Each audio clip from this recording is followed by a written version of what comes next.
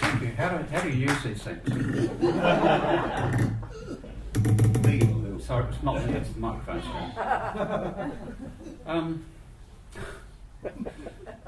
Thank you for all coming along. I feel that I've written far too much, and it's much too boring, but we'll plough on anyway. I'd firstly like echoing Megan's introduction to acknowledge the first residents, the descendants of the original boat people who arrived at least 50,000 years ago, and who cared for and gained an understanding of this land, knowledge that has almost been lost to the detriment of us all. I also acknowledge Marie Brazier, who initiated the idea for this talk, I gather.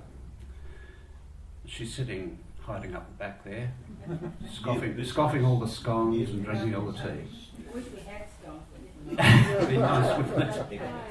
You forgot to order it. And the History Trust, which has the theme Reimagine for this year's History Month.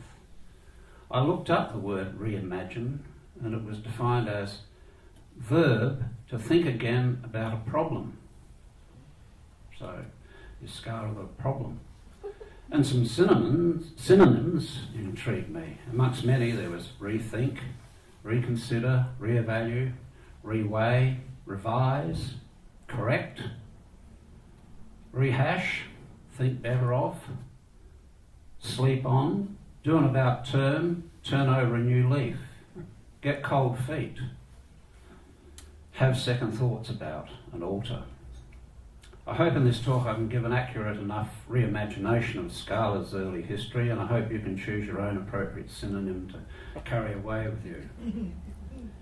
I also acknowledge the city of Burnside for not only hosting this event, but curiously also for its perhaps unwitting role in parts of my life and in parts of Scala's early life. When I was 5 years old, my parents moved to 7 Bevington Road, Glenunga, in the city of Burnside. It's just over that way near Glen Osmond Road, which is the boundary between Burnside and Unley. 7 Bevington Road should be famous because it was where Lance Hill first manufactured and sold his hoists in the late 1940s. Lance had built a large shed in the backyard, which I suppose was his first factory. He lived just up the road from us by that stage. And when I was about 10 years old, I wrote my first song in that shed, and a number of songs followed. The original house, which had been damaged by the 1954 earthquake, and the shed, which had some termite damage, were demolished sometime after my mother sold the house in the 1980s, and a duplex promptly replaced it. Interestingly enough, I was looking through some City of Burnside documents on the World Wide Web a few years ago, and I noticed that they'd registered a significant tree at 7 Bevington Road, a significant river red gum, Eucalyptus camaldulensis.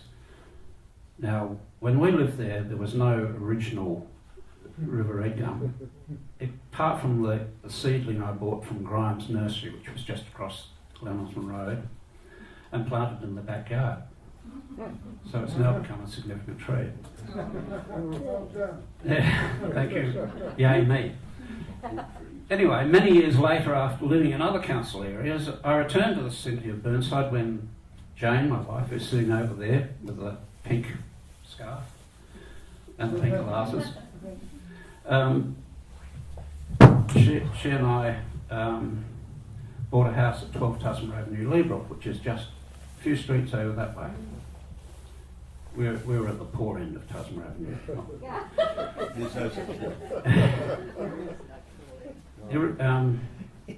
The house had been built for the president of the Stock Exchange in 1895, and it was there that we ran Scala's administration from 1987 until we sold the property in 2008. Sadly, the original house has been demolished just recently, within the last couple of months, along with the garden and trees which we planted. So there's nothing more for the koalas that used to visit our place there.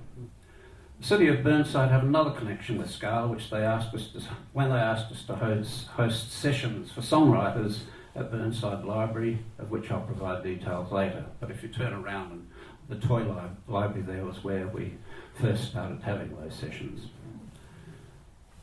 Didn't have the toys in those days, though, unfortunately. So I'll go on to Scala's prehistory, which is more about me. I continued writing songs through the 60s, 70s and 80s. In the late 60s, I started to learn to play the guitar so I could sing and play some of my songs.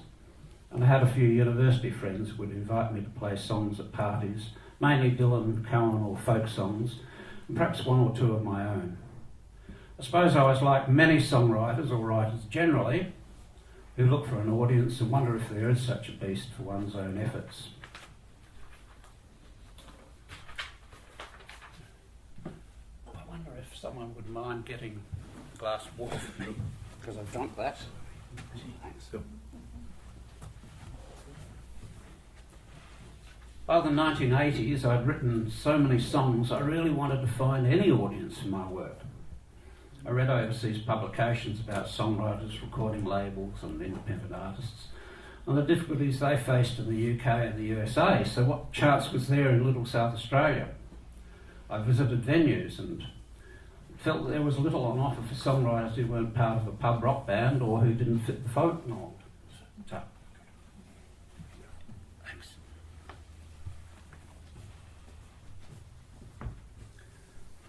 I played a couple of songs at the folk club, but I'm sure the organiser thought I was not folk enough when he told me to folk off.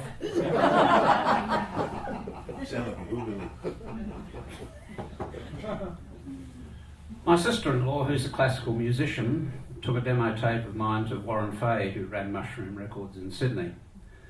But his response was that he could only consider someone who had a following, an audience, that made it worth his while.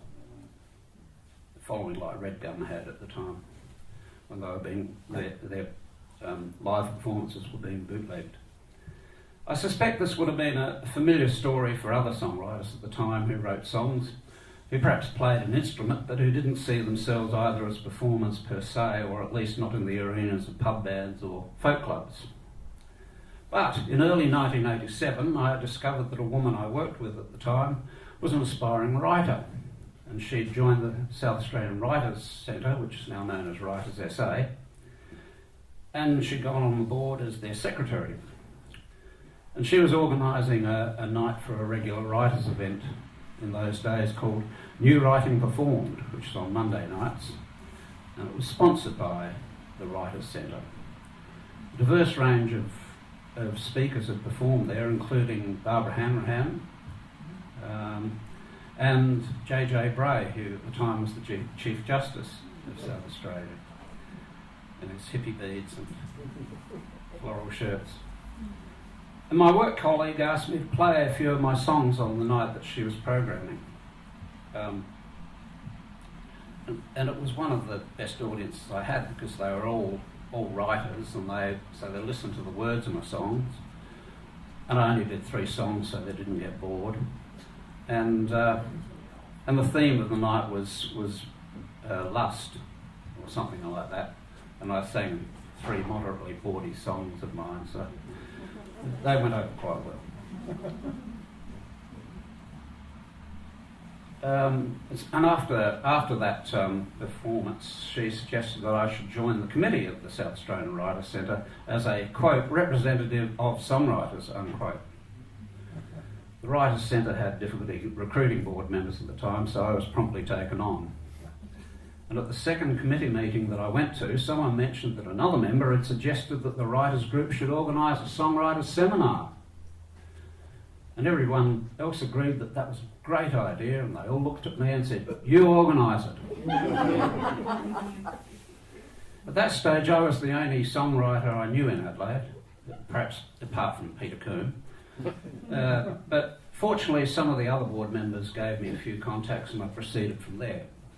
Writers Centre was strapped for cash at the time, so I only had a minimal budget, $27, for 3 ads in the local paper, plus some advertising flyers to put in music and bookshops.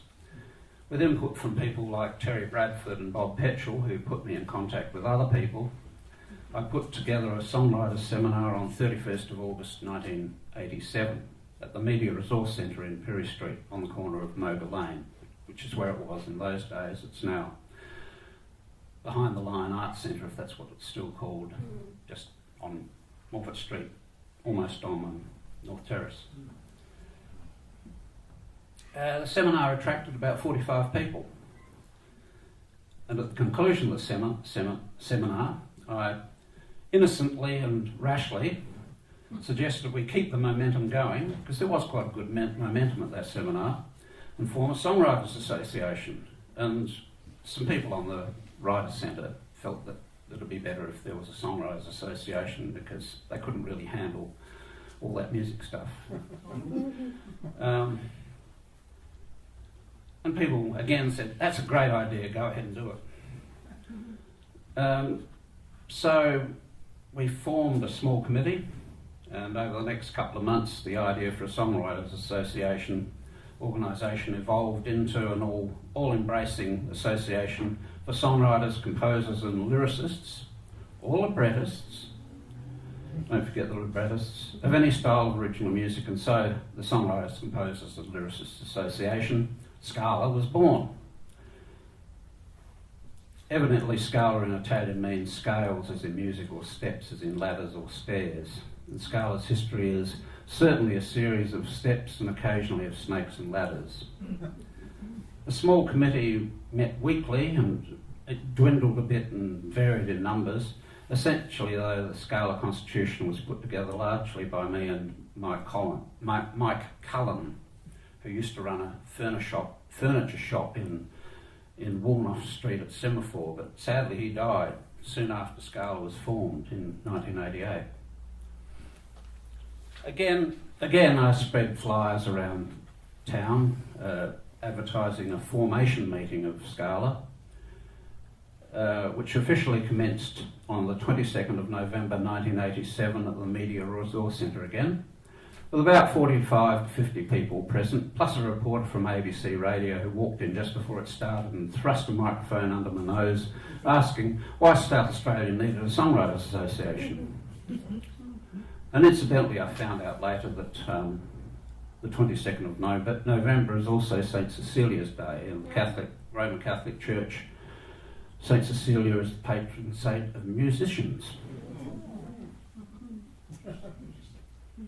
22nd of November is also the date that John F. Kennedy was killed, but that's another story. You probably all have Scala's objectives as set out in the original constitution and burnt in your brain, but just to summarise them, they are firstly to encourage the activity of songwriting, composing and lyrical libretto writing. Always those librettists. Secondly, provide information and support by way of workshops, seminars, regular meetings and other activities. Thirdly, encourage the playing and recording of original music and their use in commercial applications. Provide a service to encourage collaboration. And finally, to encourage and assist in the employment of songwriters, composers and lyricists in appropriate situations within the community. Those objectives were pretty much based on the ones in the South Australian Writers' Centre's constitution at the time.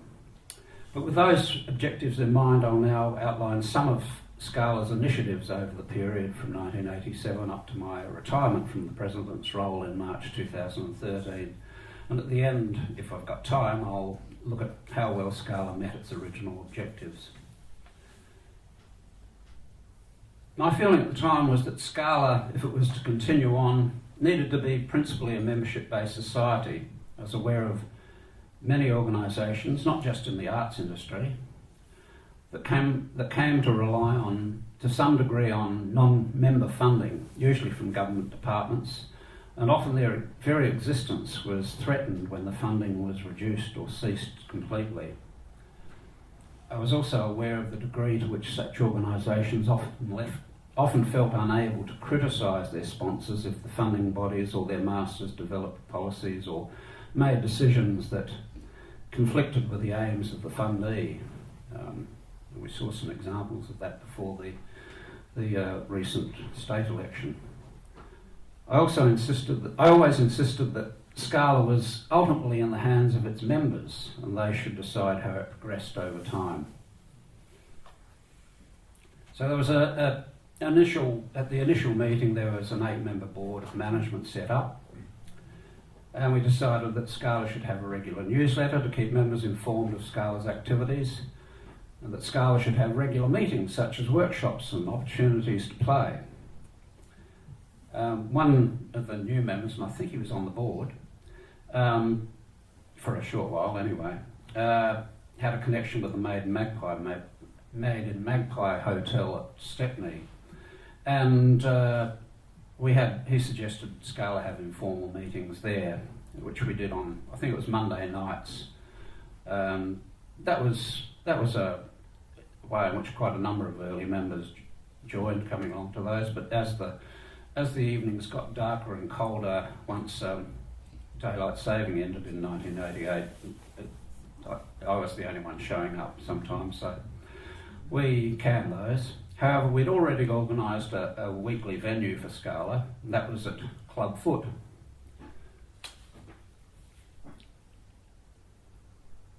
Our first major activity, we decided that if we were going to have a performance venue, it should be run weekly rather than monthly. And I felt that monthly was too long between performances, and we needed to create some momentum to lift the visibility of original music in South Australia. Remember that in the 1980s, the internet and World Wide Web had barely been invented. Personal computers were rare, and smartphones didn't exist as pocket communication devices. It was difficult to communicate with members on an as-needs basis. You'd have to write a letter or something like that. In fact, that's about all you could do, or drive around to their houses and knock on their doors. Not possible. It was easier all round if people knew that Scala had a venue at a particular place and time each week. Our first showcase of local original music was held on Wednesday the 2nd of December 1987 at Club Foot, which was in Blythe Street, Adelaide. It's parallel to Bank Street and runs between North Terrace and Hindley Street. I don't think it became the proscenium after Club Foot, but I'm not sure that the building's there anymore. It's probably apartments now. Is it? Oh, is it really? Oh, okay. There you go. A big modern new hotel. Sorry? A big modern new hotel. Right. I think 5 years ago. Oh, okay. Shows you how often I've been down there. Which extends, of course, up all the way to Hindley Street. There used to be a car park there. Yeah. I don't go into town much these days. In running a venue, we made a number of decisions based on a desire to raise the profile of local original music and change the mindset of audiences. There was then, and sadly still remains, a view amongst many people that music is and should be free. This ignores the actual work that goes into writing and developing a song, and then developing it further into a format for consumption by audiences.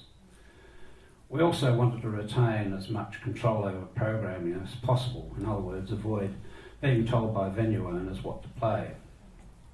So we decided that we charge a door fee and pay the performers out of share of the door, and take a small bit for Scala as well.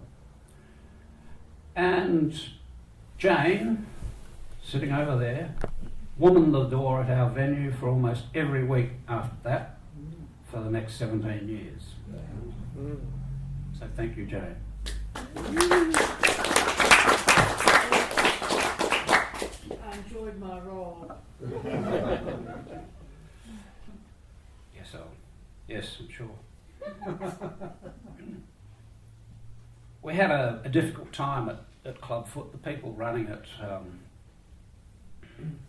always thought there were too many too many Indians who thought they were chiefs, and they didn't take what we were doing seriously.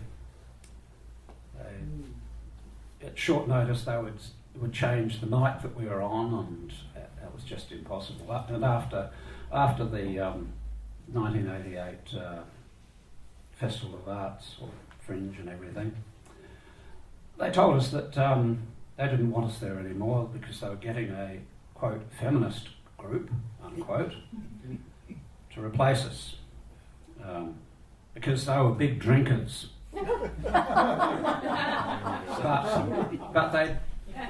But damn it all, they'd have to employ female bar staff. The feminist group lasted 2 weeks there. I think they probably couldn't stand the innate sexism of the people that ran the place. But I didn't say that. I wouldn't cast aspersions. We then moved, following a suggestion from a Canadian expatriate called Fred Capolino, who's since gone back to Canada, but a brilliant guitarist and songwriter. We moved in the interim to Stamps Cafe at Mitcham, which was a really interesting place. There was no PA, it was small, it was noisy, it was in the middle of a residential area. There were some benefits in trying to learn how to play without a PA, as Michael Coughlin will tell people, having played at Ginger's for 300 years. But we were pleased to leave there at the end of 1988 and move to the Duke of York in Curry Street. The deal there was that Jane would pick up the PA on Wednesdays, I think we're on Wednesdays there, and take it back on in our combi, and take it back on Thursdays. Luckily, they helped. Jane didn't have to lift it in and out of the combi. I had to take it upstairs though, because we were upstairs in the Duke of York in those days. So I got good muscles for a while there. And we also had to get a volunteer to run the PA every week, so that was interesting too. We outlasted 3 changes of management at the Duke of York until the 4th management team came along with an entertainment manager, and he said he didn't want us there anymore. And he lasted 2 weeks before he was sacked. There's been a number of venue changes that Scala's been in over the years. Two more or less long-term relationships we developed with venue owners or publicans, managers, were at the office, and Michael Turner. At the office, we were there. That was the most unlikely venue for Scala, but we were there for 6 years. And the directors and the Joiners Arms, the manager in both of those was Michael Turner. And he was talking to me one day, and we were there on Saturday nights at both of those venues, the directors and the Joiners. And he said, after the meals that they served on Saturday night, the place was empty, but he had to stay open because that was a condition of his licence. So he could have done a big production job, got a great big PA in with a mixing engineer who charged a lot of money, had loud bands on, got people in packing the place out. But he said they would have smashed the place up as they do. He would have had to have security, and he would have had to clean up, get people in to clean up the place afterwards, and pay for all the damages done, new glasses and all that sort of thing, tumblers, whatever, and bottles of booze, and quite apart from what was on the floor. So he said Scala was a quiet mob, not big drinkers, but we'd go in there. He could employ people longer on a regular basis, so he kept the staff that he wanted to have there, and it was a good relationship. by that stage, we'd arranged with the venue owners to, or the venue managers, the publicans, that they pay for the production, the PA and the lighting and someone to do it, and Scala do all the rest of booking people and paying them and doing the advertising.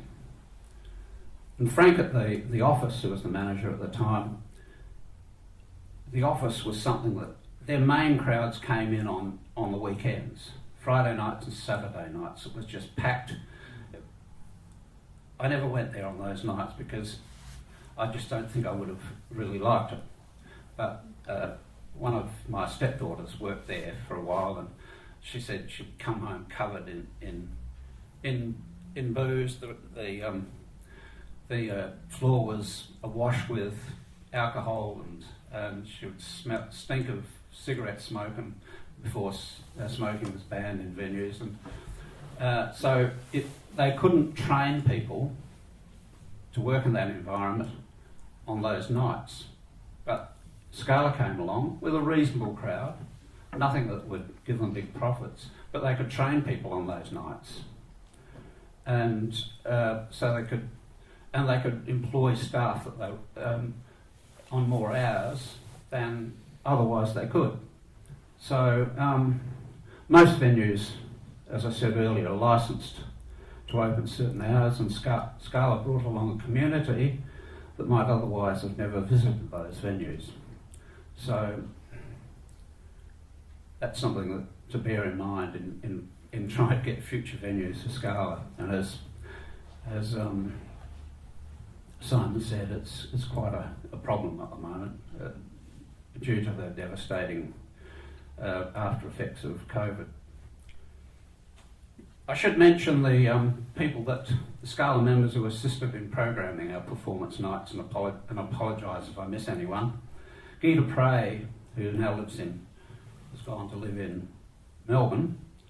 She took on the job initially, programming at Clubfoot and possibly at Stamps, I think, followed by Tom Tracy. Kate Battersby took on the role when we were at the Duke of York, and she put it to the board that Scala have an affirmative action policy for women songwriters, including at least one female act or an act that included a female every week. The board agreed with this, and Kate gradually built the number of female performers up from a starting base of just 6. Those 6 females got a pretty good run early on. They were rebooked quite often until more came along. Other people we programmed after Kate were Sean Mangan and Wendy Joseph. I think I took over after Wendy. Tom Tracy also programmed a Scala for rock bands called Slam Sundays for a short time at the Lord Melbourne Hotel before it went broke and closed down. I think it's reopened now. Another interesting aspect of Scala's early performance days is that the larger audiences tend to come to see 3 different groups in succession. At Clubfoot, Stamps and the Duke of York, there were a group of singer-songwriters and original musicians that tended to revolve around 4 people, Peter and Paul Doherty, Andy Rashid and Rob Cowper. And they'd play with each other or in other people that were associated with them under various combinations with different names.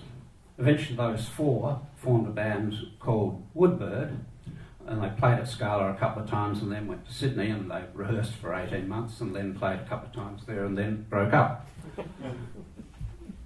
About the time that Woodbird exited South Australia, we had a group of musicians from Canberra and New South Wales show up at the Duke of York one night.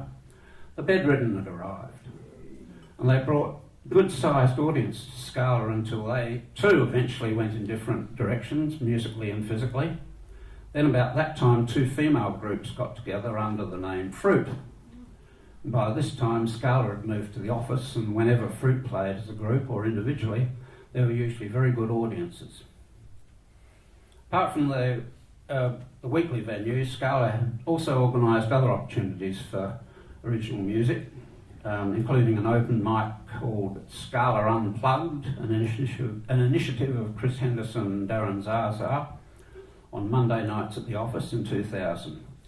And as I mentioned at the start of this talk, Scala also presented a series of songwriters at Burnside Library, first in that room there, then out in the foyer, from 2005 to 2011. It was also involved in an initiative by Salisbury Council called Under the Canopy in 2009 and 2010. Since I retired from the board, Scala has been involved in many other venue opportunities, doing open mics and all sorts of things. Although it's been encumbered by the devastating but necessary shutdowns due to COVID. I hope something improves soon.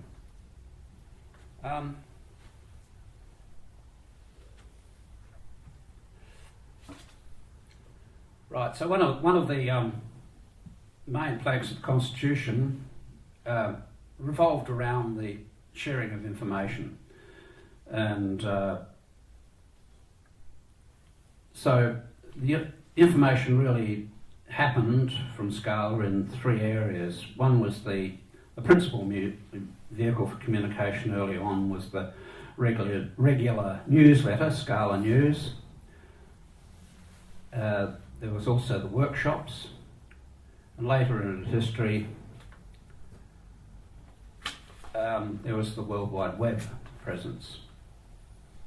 Looking at each of these in turn, Scala News, as the editor, the initial and editor for the next 25 years, as Scala, I wanted the newsletter, as editor, I wanted the newsletter to be more than just news of events, but to have a broad educational role as well. So over the years, Scala News contained many articles about a number of aspects of songwriting, composing and lyric writing. And early on we were fortunate to have contributions from a handful of members, especially Rob Woodard, who wrote a number of reviews of Scala members' albums. Scala News was published bi-monthly from January 1988 to December 2003, so it was 96 issues. And then, because of rising postage costs and the fact that it was a big effort getting something out every 2 months, we reduced it to quarterly issues from 2004 to 2013 or to 2012. When I retired, I was under the impression that Scala News was going to be mainly distributed as a PDF. I don't know what's really happened since then. Perhaps I'm not on the database anymore, but I seem to have only received 2 or 3 newsletters since then. Checked your junk mail? Yes. It might have been about 1 every year or something like that. That's about right. Yeah. Oh, the workshops. Well, in 1988 we ran a series of workshops for members. They were really poorly attended, despite the quality of some of the information that was provided. And we stopped doing that after, because we were quite disappointed. Even when people would ring up and say, "Oh, I'd like a workshop about such and such," and we'd put that sort of workshop on, and the person that requested it didn't show up. For a couple of years we attempted to run what we called the Getting Heard seminars at the Box Factory in the city. And they were similar to the Songwriter Seminar that I organised, which led to Scala's formation. They were better attended, but involved a great deal of effort and coordination. And so as a result, the workshops were put in abeyance for some years until Scala treasurer at the time, Clayton Werner, who would have liked to have been here tonight, but he's got he's got family over and some things that need to be attended to. He started when we were at the Joiners Arms, he started what were called the Join Us series of workshops, because join us at the Joiners. And those were actually quite well attended. They started in 2004, and the series continued when we went to Higher Ground. By that stage it was coordinated by David Robinson, and they continued up until Higher Ground closed in 2012. We also, for a couple of years, assisted the SA Music Industry Association, I think it was, they organised a series of workshops for the music industry. They didn't get their funding in for the second lot, so a lot of people were left without being paid, but we won't talk about that. One thing I learned from being part of the ones that we were all involved with, which was about songwriting, was that every year new songwriters new to the industry tend to ask the same questions year after year. So it appears to be an ongoing need for some reliable information source for beginners other than Google. And thirdly, the Scala website. It was created in the middle of 1995 by David Cobb. I'm glad you're listening. Dave had some computer background, but no previous experience in writing hypertext markup language or HTML code, and no HTML editor to assist him. He just did it all from scratch, learned it from scratch, used a simple text editor to create the original Scala homepage, and he designed most of the graphics and put together a reasonably accessible website at the time. Then at the end of 1995 he passed it on to me, and I learned to do HTML coding, which in those days was actually really easy to do, unlike these days when the coding is just bloatware. It's all designed to look good on smartphones. There seems to have been a move where style trumps substance, because most of it looks good on a phone. But until that happened, we developed the website, putting a lot of information on it. I think Scala was the first original music organisation, one of the first music organisations in the world to have a web presence, and probably the first in Australia. I think interstate organisations and APRA didn't have web presences until after Scala's had been going for a few years. I realised early on that the website could be a source of information for original musicians, as much as an historic archive about Scala. Shortly before I retired, I'd started a members area, but this, like the original website, didn't survive changes after my retirement. It's possible to access the old website via Wayback Machine, which is on Internet Archive. But if you're going to do that, use a computer, because you can't really access it very well on a smartphone.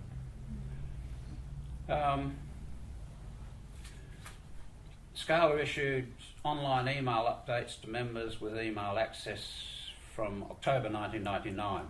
I think this is gone. The battery's gone, has it? Yeah. So I'll just talk normally. There's another mic there. Next to the camera.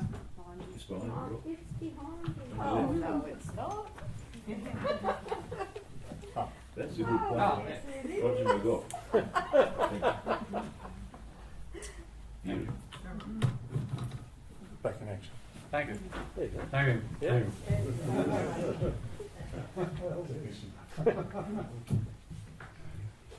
How am I going for time? Because I'm just blathering on here and it's not even 8 o'clock yet. No tea for you. I thought hard quiz was on tonight.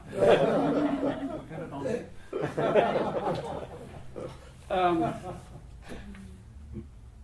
Okay. It seems to me the main way that Scala communicates now is via email, Facebook, and Instagram posts. Right. Now,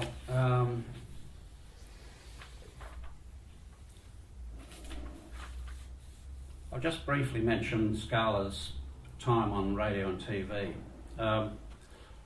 We were on radio and we had programs on radio and TV. And in mid-1990, thanks to involvement of the original Scala secretary, Judith, who I mentioned earlier, we were asked by an aspirant community FM radio station to present a program of local original music as part of its test transmissions.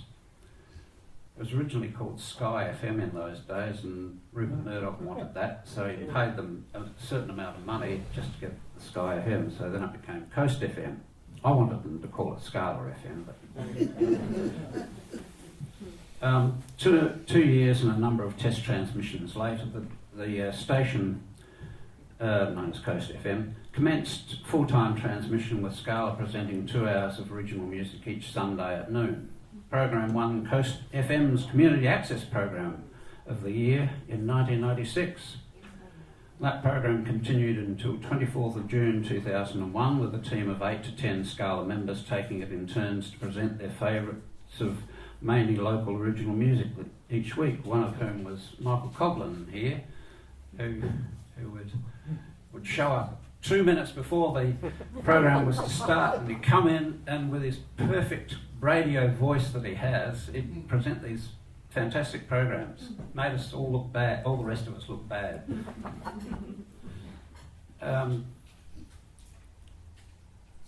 Scala on Air had a brief resurgence on an aspirant radio station, Air FM, in 2002, but sadly Air FM wasn't able to secure a full-time broadcasting licence. So after 10 years, Scala on Air came to an end. Commonwealth Government decisions about not funding community radio were the main reason why Scala no longer had a program on an actual radio station. As community stations had their funding reduced, they looked to other areas for support, and Scala wasn't in a position to do that. However, I would say that Scala on radio kind of has a child in with 2 long-time Scala members, Clayton Werner and Adrian Miller, who's here tonight, have become the mainstays of Radio Adelaide's award-winning Songcatcher program, which interviews and plays songs by mainly local songwriters on Monday nights on 101.5 FM. Since 1994, Scala has provided guests each week for the Radio Adelaide's Arts Breakfast program on Saturday mornings. Originally, interviews were conducted by Kath Keneally, and our members had the opportunity to play a song or two on air, as well as discuss their music. And this radio segment continues to this day, I'm pleased to say. For a brief period in 94-95, Ace TV, which was Channel 31 in those days, videotaped our live performances at the Jolly Miller Hotel. These performances formed the basis of the Scala Live TV series, which ran to about a dozen hour-long programs and 1 or 2 highlights packages Some of these performances and others, taken over the years by various audience members, can be found on YouTube and similar sites. And with the on the original Scala website, I collected together all those performances that I knew about at our venues. It's called the Scala Media Centre page, and it's on our original website, which you'll have to look for on Wayback Machine. But Wayback Machine, I find you really have to go back to when they've captured a number of pages at the right time. Otherwise, you might get links broken and things like that. Scala run competitions. Scala was established as a non-judgmental organisation which tries to help all of its members to find an audience. My own feelings were that we needed to provide a non-competitive environment so that raw beginners could learn from, rather than feel intimidated by, experienced amateurs or professionals. It's obvious, though, that song competitions are an important incentive for some songwriters, composers and lyricists, particularly in the context of the highly competitive music industry. Some people enter a song competition for the hope for kudos, some to test their material, and some just need the deadline to finish songs that they've had on the boil. Soon after Scala started, we received feedback from some members who had entered a prestigious interstate song competition. They felt that the judges in that competition had already made up their minds, and this was emphasised when the previously inanimate judges stood to applaud the songwriter who eventually won. Another area of criticism was the lack of feedback from song competitions. The comment, "I paid my money and didn't hear anything after that," was a common sentiment. In 1988, Keith Preston from the Folk Federation of South Australia asked Scala to help organise its Songwriters event, which had run as part of its annual folk festival since 1979. Judith Crossley, who was a really enthusiastic songwriter and folkie, but not just a folkie, she started it in 1979, the Songwriters event, and in those days it was mainly to encourage people to write songs about the particular town the festival was in those days, because the festival in those days moved from town to town. So it was an attempt to build up the bulk of songs about regional South Australia. But by 1987 and 1988, the Folk Federation had decided to base itself in the south coast, originally in Gore and then later at Victor Harbour. So that aspect of it wasn't as relevant anymore. So they wanted to broaden it from its traditional folk base. So they asked us if we wanted to be involved with it. And the other thing was the winners from the previous 1987 Songwriters event had recorded and released on cassette, and Keith wanted to continue this, and he had a friendly recording studio lined up. Scala saw a value in the Songwriters event in that it de-emphasised the competitive element in favour of encouraging the writing of new songs and professionally recording what the judges considered to be the better songs. Scala helped organise all subsequent songwriter events with a dozen or so of the songs professionally recorded and released on cassette for each year from 1988 to 1993. Along the way, Scala also organised the 1994 Clare Arts Festival Song Competition and the 1993 Safe Sex Song Competition. And winning songs from each of these song competitions were included on the Songwriters Event series of tapes. We also organised, we ran in 1997 the South Australia A Sense of Place song competition, designed to collect songs about South Australia, and I'll talk about that later. With the demise of the annual folk festival, the Songwriters event, which started in 1979, has also come to an end for now, although the more recent annual Judith Crossley Memorial Song Competition, which used to be organised by Adrian Lovelock here, can be seen as its successor, Judith Crossley's baby, so to speak. Judith Crossley had been a mothers and babies nurse, incidentally. In 1994, Scala started its own annual competition, the Scala Festival of Original Music Song Competition, or FOOM. At the time we had the Grand Prix here and it was advertised as Vroom. So I thought we had to have FOOM to balance it up. It was intended as a low-key adjunct to our inaugural CD collection of Scala member songs, but it turned out to be an enormous success which became even bigger in subsequent years with increasing national and international participation. We recognised we needed a broader event than the Folk Federation Songwriters event was in musical terms. We also broadened the sections to include demo tapes, studio recordings, and sections for instrumentals and lyrics. We still didn't get any librettists though. My policy with each section was to broaden the list of awardees where possible. If judges couldn't decide between songs, I'd suggest both or all be included for awards. In all Scala-run competitions, we provided judges with feedback forms with comments on each song for every songwriter. We asked judges to make constructive comments, and most did, with a couple of exceptions, where their egos got in the way. FOOM was a massive undertaking and would not have been possible without the contribution of all, especially the judges. I'd mention here too Jane's Herculean efforts every FOOM time. As I was at work, Jane would be at home, handling phone calls and receipting every entry.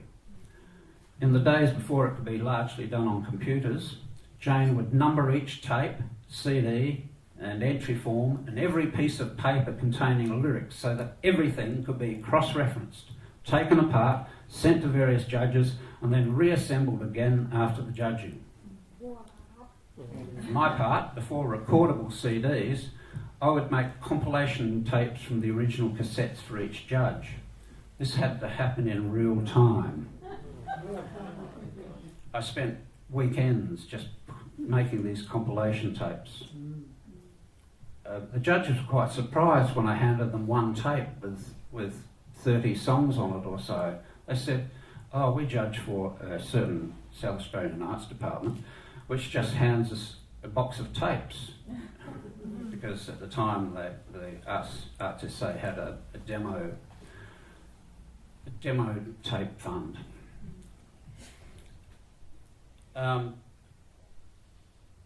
How happy was I when entries were finally on CD and I could just rip each track and put them on a compilation CD for the judges. Yeah. Then they had to listen to them.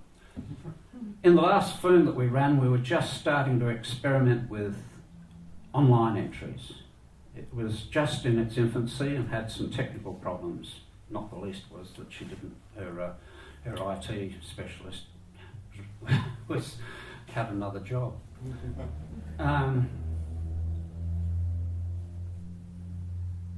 But it must be saving a massive amount of administrivia these days, at least until the internet goes down.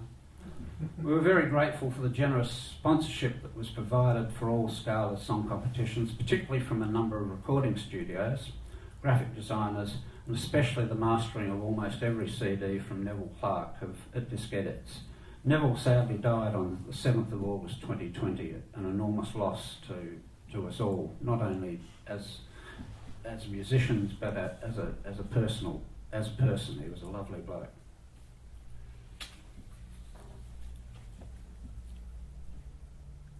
Looking at Scala's recordings, many years ago, about the time we started Scala, I read about an organisation like Scala in New York called Fast Folk.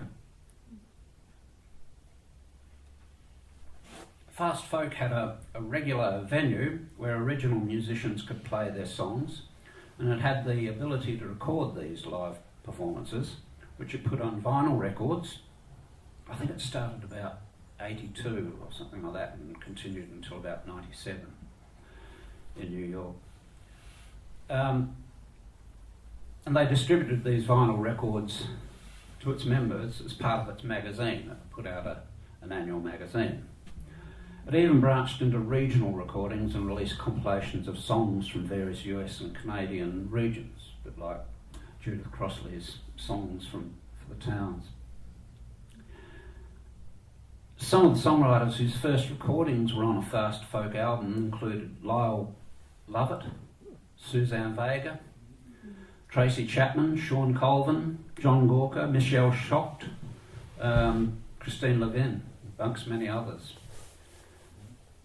I was inspired by this, but in 1987, we in Adelaide didn't have the ability to record live performances, something that would be almost commonplace now. It wasn't until Scala was approached to run the Songwriters event that we could start to release recordings of local original music. So we released an album of songs and music by its members almost every year from 1990. Many of these songs won awards in our song competitions. The early albums were issued only as limited run cassettes and have all sold out, but might still be available through some libraries. These early albums contain the first professional recordings of artists such as The Bedridden, Denise Alexander, who's Alex from the Bedridden, from the Borderers, Alex from the Borderers, Donald Grieve, Cole Cannon, Chris Davies from Just About Everything, the Daisy Heads, and Basil Shield from Auntie Raylene. And they represent the only professional recordings by many other songwriters. From 1995, Scala albums were issued on CD until 2020. I'm saddened but not surprised that Scala no longer issues compact discs, which have become difficult to sell in the current market. Compilation CDs are particularly difficult to sell unless they're greatest hits collections. Maybe CDs will have a revival one day, like vinyl and compact cassette. Dear me. I coordinated almost all of the CDs up till 2013, and it involved a considerable amount of work to put together a single album of approximately 70 minutes of songs. So I remain in awe of Adrian Miller, who supersized all subsequent Scala albums as double CDs after 2013. Some good ones too. Yeah, I would have liked to expand Scala's reach into regional areas as Fast Folk did in America, but the only regional album we were able to produce was South Australia: A Sense of Place, which was based on a song competition we did on behalf of Arts SA and the tourism department, which contained songs from South Australia's main regions. This was a promotional, not for sale CD.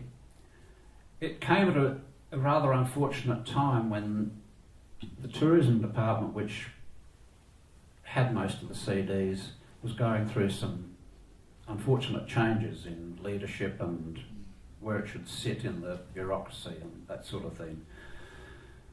So unfortunately the CD is probably quite rare now because we couldn't sell it. We could only give it away. I think I've covered just about everything. I just mentioned we put on something called Music from the Source once, which was a big concert we had at the Norwood Town Hall with the Billy and the Red Fins and people like that. Might have been Robin Hable and played for us. It only attracted 80 people.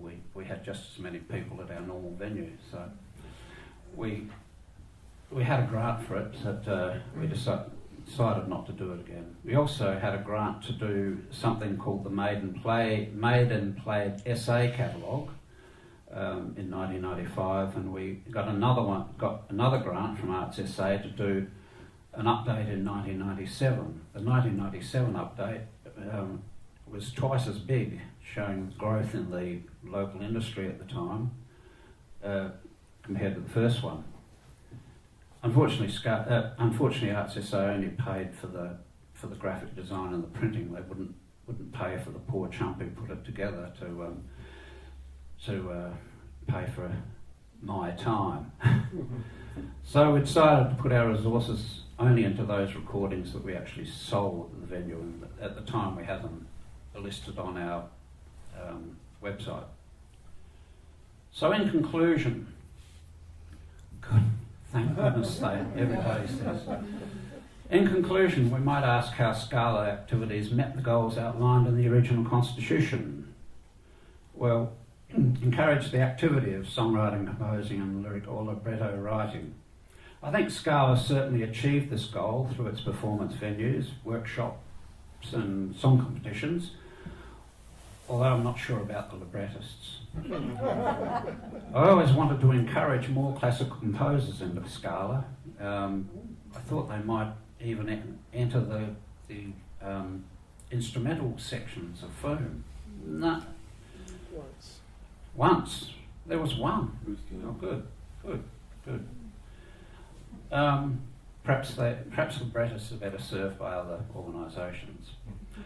Providing information and support through workshops, seminars, regular meetings and other activities which eventuate as Scala evolves.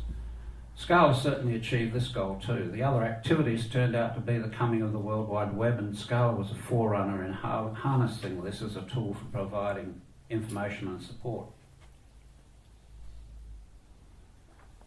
Encourage the playing and recording of innovative, of original music and its use in commercial applications. Scala's own album series certainly added to the stock of recorded original music in South Australia, and our determination to pay performers for their work at Scala venues, even if it was just a share of the door takings, had a commercial aspect.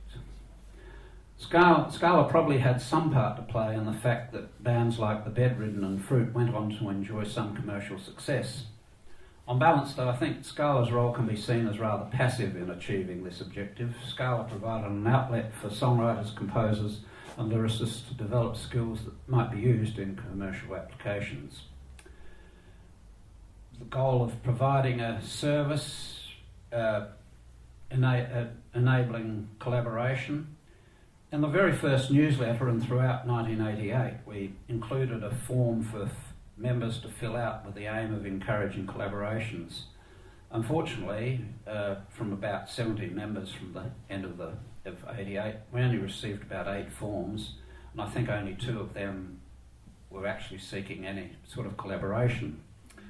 So we canned that idea to try and be an employment agency for getting people together.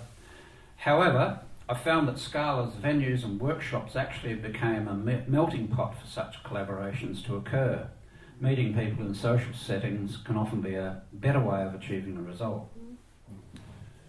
The goal of encouraging and assisting in the employment in the community. Once again, Scala's had more of a passive role in achieving this objective. Our tools of communication, such as the newsletter and email, have provided opportunities for members to follow up, which in some cases hopefully have led to employment. Finally, I want to thank all people and organisations involved with Scala over the past 3.5 decades. For me, it was an experience that I never imagined would happen in my life. And it certainly wouldn't have happened without the support of Jane, that friendly voice on the phone and that friendly face at venues every week for the first 17 years, making people feel good about paying to see and hear South Australia's own original music. And I thank you all for listening. I thank you all for continuing to support original music and support Scala, and long may it continue.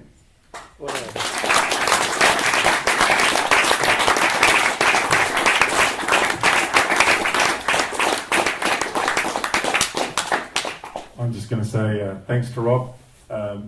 It's really interesting to think about the just the changes in terms of formats for music. You know, the cassette, CD, then we had downloadable that was just disappeared really quickly, and now we've got streaming.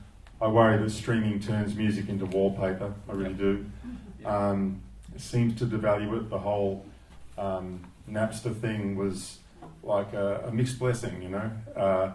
So we're in a strange world where my concern is that maybe songwriting itself isn't as valued as it once was, but it is valuable to a lot of people. So I think that's our challenge, and I reflect on how much effort has been put into Scala over the years. It's really a huge undertaking. I think the organisation, notwithstanding COVID, is still in pretty good shape. We've got good board members. Anyone who wants to come and help more, you're most welcome. And just thanks again, Rob. Thanks for that history, and we really appreciate it. Yeah, good.